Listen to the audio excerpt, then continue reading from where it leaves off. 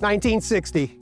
The cars had fins, men and women had style, and people apparently believed that a home like this deserved some land, an acre to be exact.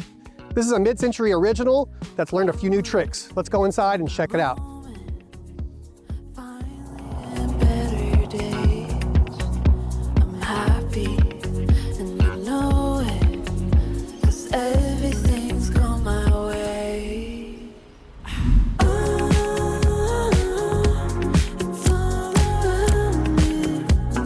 I'm Randy Sullivan with the TAILOR-MADE Realty Group.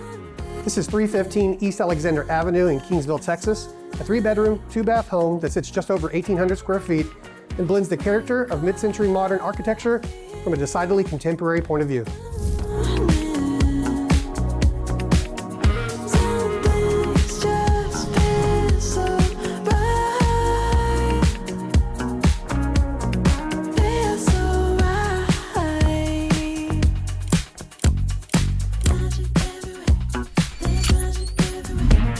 This home has undergone an extensive remodel through the years, bringing it firmly into the 21st century with its updated appliances and modern finishes.